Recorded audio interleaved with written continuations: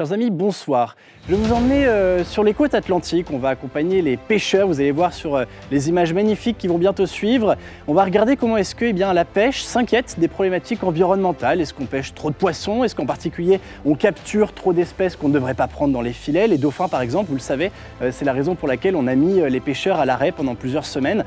On va parler de tous ces sujets avec des invités qui connaissent très bien le monde de la pêche et en particulier les préoccupations environnementales. On en parle tout de suite dans Terre des Hommes.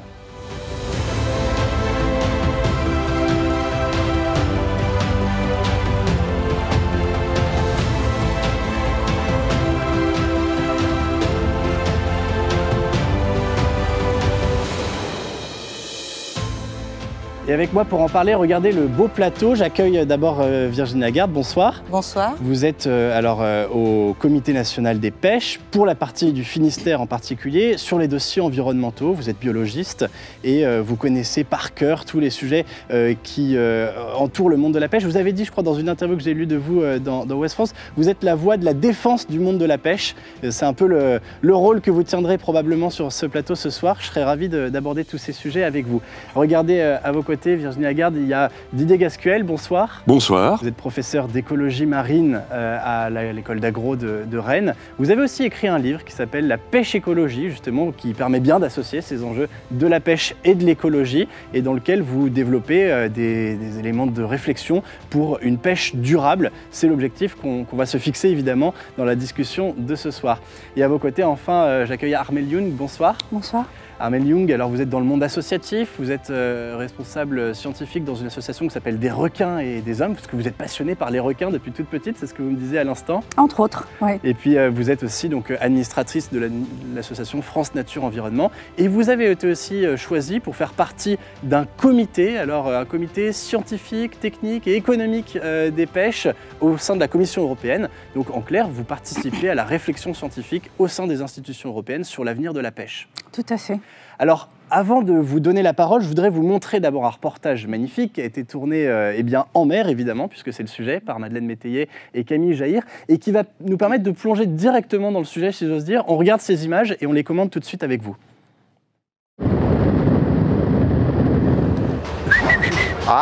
Virez, allez les gars, virer. Toutes les 3 heures, Franck pousse le même cri. Bon, on va attendre qu'il se lève et puis on va virer. Le second du Lola Julia appelle l'équipage. Bottes, cirés, casque, les hommes se préparent. Le moment est venu de lever les filets. Bar, rouget, merlan, merlu, poulpe. Le tri des poissons demande de l'attention. Si ça ne fait pas la taille, on remet à l'eau parce qu'on n'a pas le droit de le vendre. Il y a certaines espèces qu'on n'a pas le droit de pêcher aussi. Les chanchards par exemple. Ces poissons sont vidés, 3,6 kg. lavés, puis rangés dans des caisses. Ils seront vendus 48 heures plus tard à la criée du port de la Turballe. Parmi les espèces interdites à la pêche, le dauphin. En février, pour éviter les captures accidentelles des cétacés, le gouvernement a décidé l'arrêt des bateaux de pêche pour 1 mois dans le golfe de Gascogne.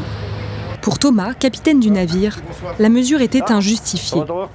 On essaye de faire plein de choses, on a amélioré l'émaillage des chaluts, on fait quand même beaucoup d'efforts et je pense qu'on a un mauvais regard sur le pêcheur. Il nous montre une des solutions contre la capture accidentelle du dauphin, le pinger. Ces ultrasons font fuir les cétacés. Quand l'équipage utilise un filet pélagique, qui va moins en profondeur que le chalut de fond et risque donc d'attraper des dauphins, il attache cet outil au filet. On en met un de chaque côté et c'est vrai que l'année dernière, ceux qu'on a achetés l'année dernière, les tout neufs, là, ils ont... Ah oui, on peut pas dire qu'ils n'ont pas fait leur preuve parce que sur 1 mois de pélagique, on n'en a pas attrapé un. Le lendemain, on rencontre Romain, un des porte-parole des pêcheurs de la Turballe. Il nous explique pourquoi ils n'ont aucun intérêt à capturer le dauphin. On n'a pas pour vocation à commercialiser le dauphin, tout simplement parce que ça ne se commercialise pas et de deux, nous quand on pêche un dauphin, ça fait fuir le reste des espèces que l'on cible. Le dauphin abîme nos filets et parfois même sur certaines pêcheries comme l'anchois, on évite certaines zones parce qu'il y a trop de dauphins. Pour aller plus loin, les pêcheurs comptent sur les scientifiques. Le signal ici émis par la balise Dolphin Free, il est classique mais fidèle à ce à quoi on s'attend. On retrouve les différentes variétés. À l'Ifremer de Brest, les ingénieurs élaborent justement de tout nouveaux systèmes basés sur le son. Car les dauphins évaluent les distances en émettant des signaux sonores. On considère qu'un dauphin, par exemple, il n'est pas capable de détecter cette maille ou uniquement à des distances qui sont très faibles. Donc l'idée serait d'incorporer des systèmes réflecteurs de ce type. Hein. Ce sont des cordages de quelques millimètres de diamètre que l'on mettrait au sein de la nappe et il pourrait détecter l'engin de pêche à des distances 4 à 5 fois supérieures que si ce système n'était pas en place. Autre innovation de l'équipe, un pinger qui parle la langue des dauphins. L'évolution, c'est la nature du signal qui, au lieu d'être justement répulsif, donc qui fait fuir les dauphins, c'est un signal informatif qui permet de les informer d'un danger. Pinger répulsif, pinger qui parle le dauphin, filet réflecteur, la combinaison de ces outils pourrait assurer l'avenir de la pêche et celle des cétacés.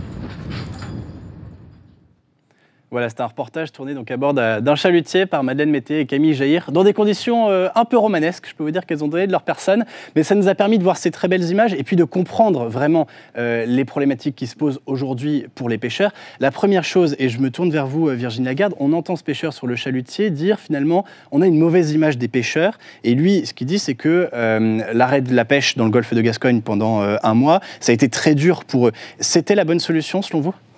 Alors, bien évidemment, moi je vais vous répondre que non, d'autant plus que là on était sur un programme où les bateaux, et notamment les filayeurs, allaient tester les dispositifs qui vous ont été montrés à l'écran. Tout l'enjeu est là, parce que comme disaient les pêcheurs, personne ne cible le dauphin. Il y a de plus en plus d'interactions avec les populations de dauphins parce qu'elles se rapprochent des côtes. Donc nos pêcheurs côtiers ont de plus en plus d'interactions avec les dauphins. Et du coup, l'enjeu, c'est de travailler et de trouver une solution, des solutions, parce que vous avez vu, il y a plusieurs types de pingers. Il y a des pingers, des balises, en fonction du moment de l'interaction, parce que aussi, on ne veut pas faire n'importe quoi et polluer sonorement l'environnement. Donc, on est en train de chercher et de faire des tests. Et ces tests prennent du temps. Vous voyez, il vous a montré les réflecteurs acoustiques qu'on place dans les filets. On est en train de travailler là-dessus. On devait tester... Donc c'est moins intrusif que le pinger qui, lui, crée vraiment un vacarme. Alors, le pinger crée un vacarme, mais nous, ce qui est fait avec les scientifiques, c'est de l'utiliser pour des moments où l'interaction est courte. D'accord. Alors, par exemple, on les a testés, nous, sur les bolincheurs. Les bolincheurs, le moment où les bolincheurs, ceux qui pêchent la sardine avec une scène tournante, le moment de l'interaction, c'est le moment où ils ferment la scène. Et c'est juste, au Portugal, ils ont testé justement ces dispositifs qui envoient un signal un peu fort. Les dauphins partent et reviennent. Et ils évitent le moment de la fermeture de la bolinche. Donc voilà, dans ce sens-là, ça va être bien de tester ce type de signal et de répulsif. Par contre, quand des filets sont calés au fond, on teste des moyens plus doux avec les balises qui vous ont montré, là, les espèces d'ogives vertes, qui, en présence de dauphins, leur envoient un signal biosourcé qui leur dit venez pas près du filet. Donc tout ça, c'est en test, parce qu'il faut les intégrer à l'activité de pêche et que c'est pas si simple que ça. Le réflecteur aussi, le boot, alors là, ce serait la solution idéale, mais il faut trouver le bon boot, comment l'intégrer, comment après il passe dans les dispositifs, parce qu'il y a aussi des dangers qui peuvent venir de l'utilisation. Donc on est en train de caler tout ça. Et hélas, tout ça devait être testé pendant la période de fermeture qui a... voilà. Alors là, on reprend, mais voilà. Didier Gascuel, pour bien comprendre, cette problématique du dauphin, alors évidemment, elle n'est pas nouvelle, mais on comprend qu'elle se pose de manière de plus en plus précise parce qu'il y a aussi de plus en plus de dauphins près des côtes, c'est ça ? Oui. Alors ce que nous disent les études scientifiques, c'est que la population de dauphins est relativement stable, mais qu'effectivement, ils sont de plus en plus à la côte. Et donc, ils interfèrent, comme il a été dit, de plus en plus avec les pêcheurs. Ce que nous disent aussi ces études, c'est qu'on a atteint aujourd'hui des niveaux de mortalité qui effectivement ne sont pas durables. Donc sur le long terme, pas là maintenant immédiatement à court terme. Cette mortalité, elle est uniquement le fait des pêcheurs ou il y a d'autres causes ? Alors il y a probablement d'autres causes, mais ce qui apparaît, c'est quand même la part des pêcheurs est très importante dans cette mortalité. Et on retrouve sur les dauphins échoués qu'on retrouve sur les plages des marques de filets. Donc il y a une nécessité absolue de trouver des solutions. Il faut qu'on arrive à faire diminuer la mortalité des dauphins dans les années à venir. Moi, je partage assez ce qui a été dit. Je ne pense pas que faire des fermetures de la pêche, ça soit la bonne solution.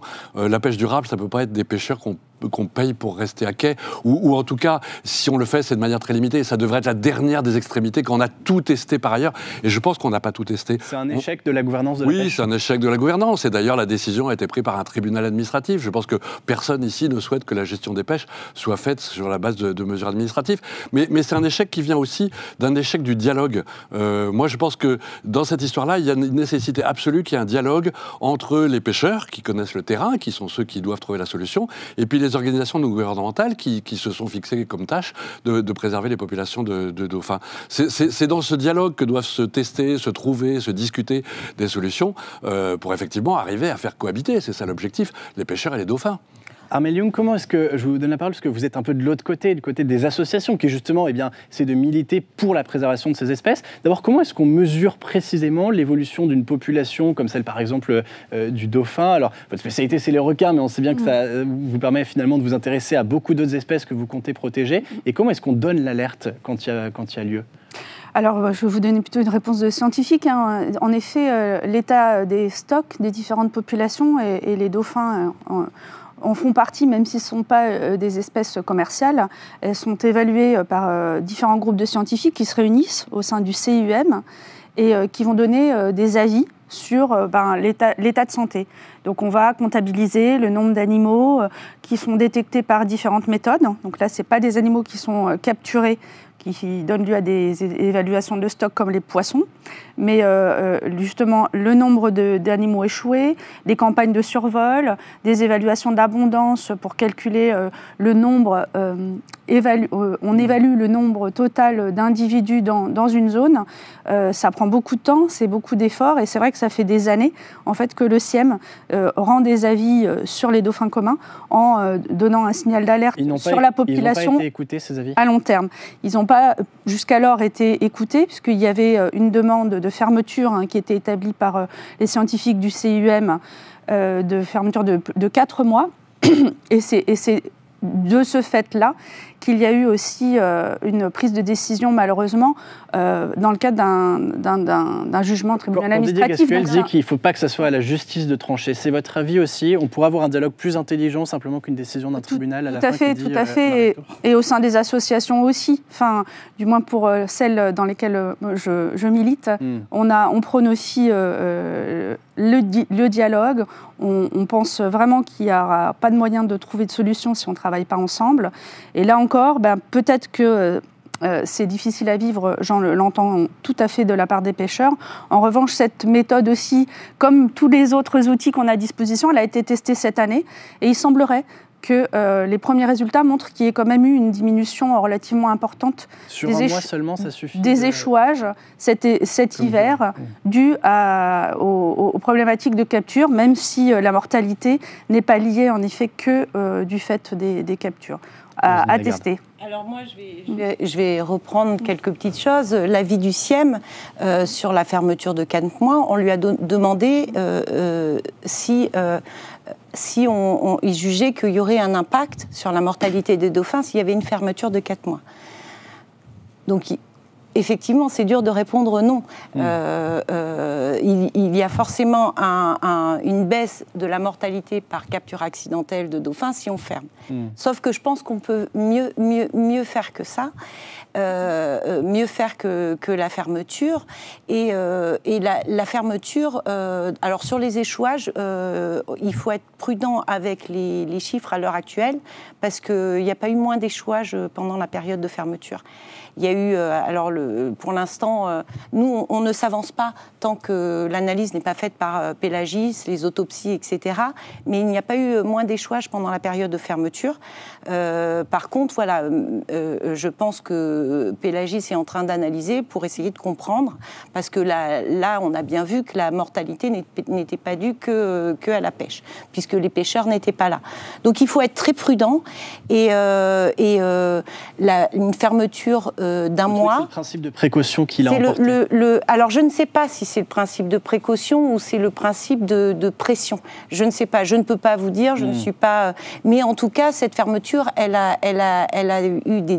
avoir des dommages sur la filière, mais aussi sur plein de choses, parce que ça implique des changements de marché, ça implique des choses qui sont quand même irréversibles. Oui, alors la fermeture, elle a des impacts, puis comme c'était dit, elle est mal vécue. Je pense qu'elle a au moins une vertu, c'est qu'elle contribue à une vraie prise de conscience de la part des pêcheurs. Ils étaient déjà conscients de la chose, mais il y avait d'une certaine manière, il y avait d'une certaine manière une forme de déni. On ne croyait pas que la fermeture arriverait. On espérait qu'il y aurait des dérogations qui permettraient de passer à travers le problème. Je pense aujourd'hui, chacun est au pied du mur et chacun voit qu'il faut vraiment trouver des solutions. Et moi, je pense que les solutions, elles se construiront effectivement avec les pêcheurs. Mais pour ça, il faut les accompagner, il faut qu'ils soient dans le dialogue avec les ONG, il faut qu'on mette en place des politiques incitatives. Les pêcheurs ont par exemple l'obligation de déclarer leur capture. Ce sont des données indispensables pour que les scientifiques puissent savoir où, quand, comment... Il y a des caméras embarquées aussi. Alors qui justement, ils ne déclarent pas leur capture et très souvent, ils refusent. Alors on peut le comprendre, c'est compliqué d'avoir une caméra embarquée. Mais quand on exploite une ressource commune, quand on est face à un problème effectivement de survie à long terme d'une population telle que les dauphins, il faut tenir un langage de vérité aux pêcheurs et dire vous devez d'une certaine manière pouvoir faire la preuve que vous ne pêchez pas, et d'ailleurs c'est probablement votre intérêt, et vous devez accepter des caméras embarquées. Moi je pense qu'il faut une politique incitative pour qu'aujourd'hui on ait réellement les moyens de suivre ce qui se passe, d'avoir des données pour les scientifiques, de regarder les progrès qui sont réalisés et de contrôler que cette mortalité est en train de baisser. Sinon on va dans le mur, sinon on va effectivement aller aux 4 mois de fermeture et ça sera une catastrophe. Armel Jung, il y a une idée que la Commission européenne a commencé à mettre en place, qui est d'ailleurs exactement la même chose que pour les émissions carbone, c'est un système de bonus-malus. Aujourd'hui, elle n'est pas vraiment appliquée en France, cette idée. Est-ce que c'est ça l'avenir de la pêche? C'est des bonus-malus pour les pêcheurs les plus vertueux, ou au contraire ceux qui font le plus de captures accidentelles? Je ne sais pas si c'est ça la solution miracle. J'ai envie de dire que, comme on le disait sur ce cas particulier des mammifères marins, il n'y a pas une solution miracle. Enfin, sinon, je pense que ça fait très longtemps qu'on y serait tous allés. Et donc, c'est un ensemble d'outils qu'on doit avoir et qu'on doit tester. Des avancées technologiques, des améliorations des techniques, des dialogues, une transparence des captures pour mieux évaluer les pressions et prendre des décisions en concertation. Mais la fermeture, c'est aussi un outil. Une zone protégeante, c'est aussi un outil. Voilà, on n'y arrivera qu'avec un... Ouais. Alors, moi, je veux reprendre sur la prise de conscience. Moi, ça fait 6 ans que je travaille sur le dossier, donc ça me fait un peu mal et avec les scientifiques, et je pense que ce sont les interlocuteurs. Il y a un groupe de travail national où les ONG et France Nature et Environnement sont là. Donc, ce travail est fait, et le temps de la science est long. Vous voyez il y a le temps de la science, mais il y a aussi, c'est vrai que ce que disait Didier Gascoel, il parlait des pêcheurs eux-mêmes, il y a la façon dont les pratiques et dont les conclusions, notamment de ces groupes de travaux, sont bien intériorisées par les pêcheurs. Alors, par exemple, vous parliez de la déclaration. Il y a des raisons à la peur de la déclaration. Et de toute manière, la déclaration ou les caméras ne sont pas la solution. Ce n'est pas ce qui va mitiguer, qui va empêcher la capture accidentelle. Et la caméra, il y a un aspect humain qui est très intrusif. On est tous sur du collectif. Enfin, même nous, quand vous utilisez une route, vous êtes sur une route collective qui appartient à tout le monde. Mais je pense qu'on peut faire mieux. Moi, ça fait 4 ans que je suis... là, on a monté un projet depuis 2 ans dans le parc marin d'Iroise, où on travaille avec les scientifiques, les chercheurs et les pêcheurs. Et on fait avancer la solution. Alors, il y a une autre façon aussi de regarder cette question, parce que là, on a beaucoup parlé des pêcheurs eux-mêmes, et c'est normal, mais il y a une responsabilité de plus en plus qui se pose pour le consommateur. Qu'est-ce que j'achète comme poisson, comme fruit de mer? Est-ce que finalement ce que je consomme a un impact environnemental? J'aimerais qu'on se pose un peu la question, et ça va forcément vous intéresser, puisque c'est une question que tout le monde peut se poser au moment de faire ses courses. Madeleine Métayer, si vous voulez bien nous rejoindre sur ce plateau, vous allez nous dire un petit peu quels sont peut-être les réflexes, les bonnes pratiques, les astuces à avoir, et bien aussi pour, dans notre démarche de consommateur, s'engager en faveur d'une pêche durable. Tout à fait. Bonsoir Paul. Bonsoir à tous. Aujourd'hui, si vous le voulez bien, nous allons faire des courses. Je vais vous apprendre, si je puis dire, à composer un panier de poissons garanti pêche durable. Alors quand je dis poisson, je parle de mollusques, de crustacés. Et quand je dis pêche durable, vous l'avez compris à ce stade de l'émission, ce n'est pas si simple. Le terme peut désigner une pêche économe en CO2, une pêche qui permet aux pêcheurs de mieux vivre, aux espèces de se renouveler. Étant donné que c'est compliqué, je vais vous donner 3 conseils qui tiennent compte de ces préoccupations. Alors, le premier conseil, c'est penser en population et pas en espèces. Quand on pense pêche durable, quand on a envie en tant que consommateur de mieux consommer, on se dit souvent, bon, je vais éviter de consommer du thon rouge, je vais éviter de consommer du bar. Sauf que ça ne fonctionne pas tout à fait comme ça. La même espèce peut aller très bien à un endroit et très mal à un autre. Dans le golfe de Gascogne, où on est allé pour le reportage que vous avez vu tout à l'heure, les stocks de sole, par exemple, sont très faibles. La population est surpêchée, dégradée, c'est l'Ifremer qui le dit. Mais sur le site de l'Ifremer toujours, on apprend qu'en Manche Ouest, la population de sole est là, en très bon état. Là-bas, alors voilà, vous avez un tableau qui vous permet de voir sur le site de l'Ifremer les différentes espèces et leur état. Donc les coquilles Saint-Jacques dans la Manche sont en bon état, le bar dans le golfe de Gascogne en train de se reconstituer. Voilà, donc en Manche Ouest, ça ne pose pas de problème de manger ce délicieux poisson avec un trait de citron. Mon deuxième conseil, intéressez-vous à la technique de pêche. Posez des questions à votre poissonnier. Demandez comment a été pêché votre merlan, votre merlu, au chalut de fond, à la ligne. Il est préférable, autant que possible, de choisir des engins immobiles dans lesquels les poissons viennent se piéger. Les casiers, par exemple. Et alors, le troisième conseil, et qui est peut-être mon préféré, je lui ai donné un nom un peu saugrenu, je l'ai appelé « Vive les mollusques ». En France, Paul, chers invités, on manque d'imagination dans notre consommation de poissons. Figurez-vous que seules 4 espèces forment le panier moyen des Français. Les crevettes, le saumon d'élevage, le thon en boîte et le cabillaud. Je termine donc en vous conseillant de remplacer ce quatuor rébarbatif par une consommation de mollusques. En 2018, des chercheurs de l'INRAE ont montré que la production de moules, par exemple, est la production animale qui contribue le moins au réchauffement climatique. Le bilan CO2 des huîtres est également très bon. Et la France est le 5e producteur d'huîtres. C'est donc un coup de pouce en plus à notre économie. C'est vrai qu'en plus, si vous nous incitez à manger des huîtres, on ne pourra pas vous en vouloir. Là, ce qui vient de nous être dit, c'est effectivement très intéressant quand on a cette envie de se poser le plus de questions possible sur qu'est-ce qu'on consomme, comment, etc. Mais évidemment, tous les consommateurs ne sont pas forcément dans cette démarche. Armelle Young, est-ce qu'il y a par exemple des labels, des étiquetages aujourd'hui qui permettent facilement, quand on a peu de temps pour faire son panier de courses, de voir exactement ce sur quoi il faut se diriger, ou est-ce qu'on en est encore loin? Est-ce qu'il y a encore un effort à faire dans ce domaine-là? Alors, c'est pas encore gagné, hein. Ça reste relativement compliqué. Il y a justement une gamme de labels qui existe actuellement, qui veulent dire des choses très différentes les unes des autres. Alors, il faut s'intéresser auxquels? Il en existe plusieurs, hein. Le plus connu, c'est le MSC, voilà, pour lequel il y a pas mal de questionnements également. Il y a des labels régionaux, il y a Pavillon de France qui promeut les produits d'origine française, qui est déjà quelque chose d'intéressant. L'achat de produits locaux et produits par des pêcheurs français, c'est déjà un plus.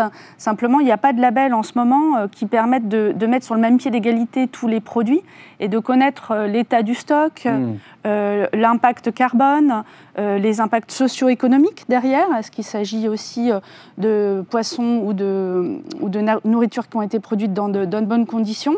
Et il y a justement en ce moment une grande réflexion au niveau de la Commission européenne, mais aussi au niveau national, pour essayer d'établir une sorte d'indicateur qui serait présent sur les produits de la mer et qui permettrait un petit peu un pendant du Nutri-Score, de pouvoir se repérer sur la traçabilité de ce qu'on mange. Et c'est aussi quelque chose qui est demandé par les consommateurs, de pouvoir savoir de l'impact de leur propre consommation.